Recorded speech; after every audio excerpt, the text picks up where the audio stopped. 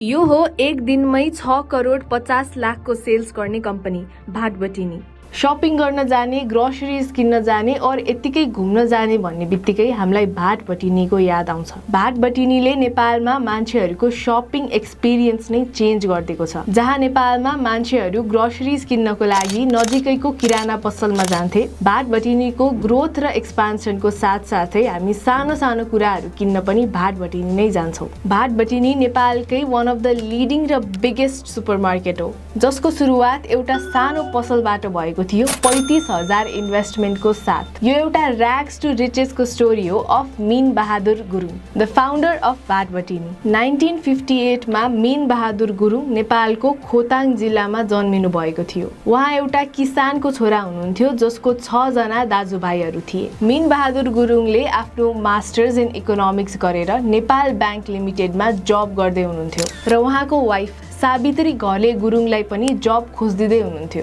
तर जब नपाएको कारणले they decided to open a grocery store, जसको नाम नक्सालमा रहेको भाटबटिनी मन्दिरको नामलाई लिएर भाटबटिनी राखिएको थियो। यसरी 1984 मा भाटबटिनीको सुरुवात हुन्छ by Min Bahadur Gurung and his wife Savitri Gurung. Min Bahadur गुरुङको वाइफ सावित्री घले गुरुङको बारेमा धेरैले कुरा त गर्दैनन्, तर उहाँले पनि भाटबटिनीलाई सक्सेसफुल बनाउन धेरै मेहनत गर्नुभएको थियो। जब मीन बहादुर गुरुङ नेपाल ब्याङ्क लिमिटेडमा आफ्नो जब गर्दै हुनुहुन्थ्यो, she used to handle most of the things. 35,000 रुपियाँ लगाएर एउटा सटरबाट खोलेको भाटबटिनीको सेल्स त्यो बेलामा 2,000 रुपियाँ थियो। जब त्यो ग्रोसरी शपले धेरै राम्रो गर्दै गयो, मीन बहादुर गुरुङले आफ्नो नेपाल ब्याङ्क लिमिटेडमा भएको जब छोडेर भाटबटिनीमै फोकस गर्न थाल्नुभयो। त्यति बेला यस्तो वेल डिजाइन र अर्गनाइज्ड ग्रोसरी शप नेपालमा कम नै थियो र यो नेपालीहरूको लागि एउटा नयाँ शपिङ एक्सपिरियन्स पनि हुन पुग्यो। बिजनेस को झनै ग्रोथ हुँदै गयो र हामी सबैलाई थाहा भएको 2 तल्लाको भाटबटिनी स्टोर नक्सालमा खुल्यो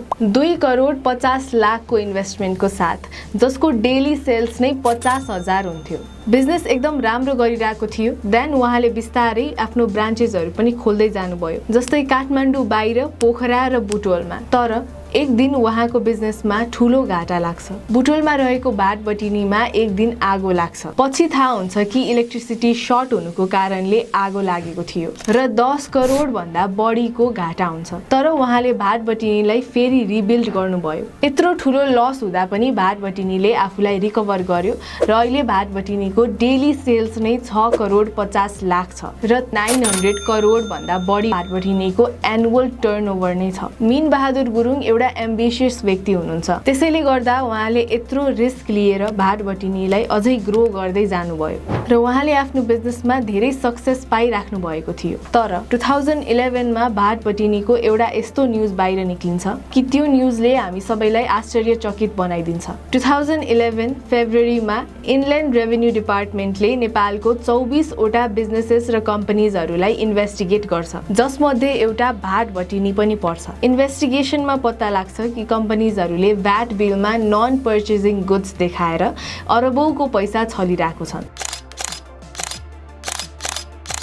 2007 देखि 2013 को डकुमेन्ट हेर्दा इनल्यान्ड रेभेन्यू डिपार्टमेन्टले यो पत्ता लगाउँछ भाटबटिनीले गभर्नमेन्टलाई 724 मिलियन रुपियाँ पे गर्न बाँकी छ एज ब्याक ट्याक्स, त्यो पनि इन्ट्रेस्ट र पेनल्टी छुटाएर। ब्याक ट्याक्स यानि कि कुनै पनि कम्पनीले नतिरेको अथवा तिर्न बाँकी भएको ट्याक्स। इनल्यान्ड रेभेन्यू डिपार्टमेन्टले भाटबटिनीमा रेड गर्दा यो थाहा पाउँछ कि भाटबटिनीले फेक ट्याक्स बिल प्रेजेन्ट गरेर ट्याक्स छली गरिरहेको छन्। सुप्रिम कोर्टले पनि भाटबटिनीलाई ट्याक्स इभिजन गरेको भनेर घोषणा गर्छ र भाटबटिनीलाई अर्डर गरिन्छ सबै ट्याक्स पे गर्नको लागि फाइन्स र इन्ट्रेस्टको सहित। डाइरेक्टर अफ भाटबटिनी मीन बहादुर गुरुङले अपिल गर्नुभयो टु डाइरेक्टर जेनरल अफ डिपार्टमेन्टलाई अगेन्स्ट द अर्डर लेटर। तर डाइरेक्टर जेनरल अनाउन्स्ड कि Bhatbhateni should pay the tax. Min Bahadur गुरुङले पछि यो केस रेभेन्यू ट्रिब्युनल र फेरि सुप्रिम कोर्टमा पनि लानुभयो, तर ही वाज फाउन्ड गिल्टी। अब कुरा गरौँ हामी भाटबटिनी नै किन जान्छौँ त? Why did Bhatbhateni work? हामी लोकल किराना पसल अथवा शपिङ मल्स भन्दा पनि भाटबटिनी किन प्रिफर गर्छौं त? बिकज भाटबटिनी हाम्रो लागि एउटा कन्भिनियन्ट अप्सन हो। 10 वटा सामान खोज्न 2-3 वटा पसलमा जानुभन्दा भाटबटिनीमा जाँदा सबै सामानहरू एउटै ठाउँमा पाइन्छ र ग्रोसरीज मात्र नभएर क्लोदिङ, युटेन्सिल्स, कस्मेटिक्स जस्तो अरू धेरै अप्सन्सहरू पनि पाइन्छ। भाटबटिनी जाँदा हाम्रो शपिङ एक्सपिरियन्स नै छुट्टै हुन्छ।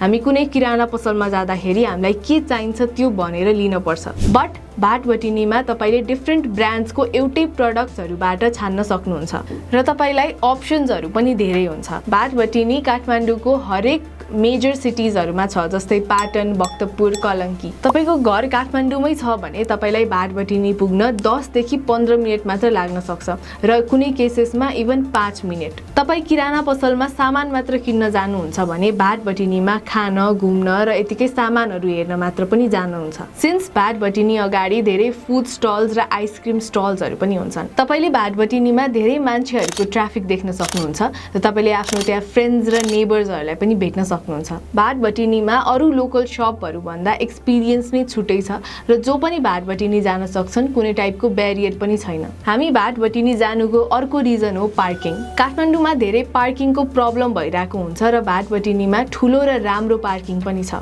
भाटबटिनीमा सबै टिम्सहरू आफ्नै हुन्छन्, आउटसोर्सिङ नै गर्न पर्दैन। एउटा भाटबटिनी 6 देखि 8 महिनाको भित्र कन्स्ट्रक्ट हुन्छ, व्हिच इज एकदमै फास्ट। भाटबटिनीको आफ्नै इन्जिनियरिङ टिम छ, क्लिनिङ टिम छ र गार्डनिङ टिम छ, त्यसैले सेटअपहरुदेखि लिएर सबै कुरा एकदम छिटो हुन्छ।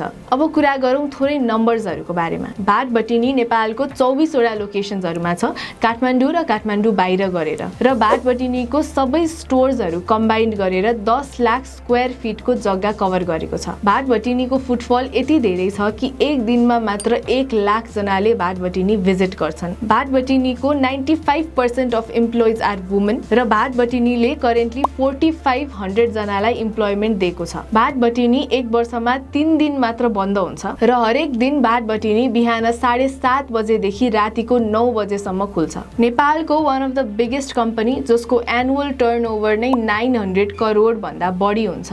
एउटा यस्तो कम्पनीले हाम्रो सोसाइटी र कम्युनिटीमा कतिको कन्ट्रिब्युसन गरेको छ त? भाटबटिनीले तामु बौद्ध सेवा समितिलाई एम्बुलेन्स डोनेट गरेको छ र भाटबटिनीले अरू ठाउँमा स्कुल्सहरू पनि कन्स्ट्रक्ट गरेको छ र टेम्पल्स र ग्रीन पार्क्सहरू पनि। मीन बहादुर गुरुङले टिचिङ हस्पिटलको इमर्जेन्सी विङ नै इन्टायरली फन्ड गर्नु भएको छ, 10 लाख रुपैयाँ इन्भेस्ट गरेर। भाटबटिनीले आफ्नो CSR कोर्पोरेट सोशल रेस्पोन्सिबिलिटीको पार्टमा हरेक वर्ष रिमोट भिलेजबाट 2 जना विद्यार्थीहरूलाई स्पोन्सरशिप गर्छ फर 5 इयर्स। मीन बहादुर गुरुङ र उहाँको फ्यामिलीले फ्लड भिक्टिम्सहरूलाई पनि ठूलो हेल्प गर्नु भएको छ। 2009 देखि भाटबटिनीले से नो टु प्लास्टिक क्याम्पेन पनि प्रमोट गरिरहेको छन् र आजकल धेरै भाटबटिनीमा प्लास्टिक ब्याग अलाउड छैन। मीन बहादुर गुरुङले युवाहरूलाई भन्नुहुन्छ कि तपाई जागिर नगर्नुस्, पोलिटिक्समा पनि नछिड्नुस्, तपाई एउटा व्यवसाय बन्नुस्। सबै नेपाली युवा पिँढी भाइ बहिनीहरूलाई चाहिँ तपाई जागिर नखानुस्,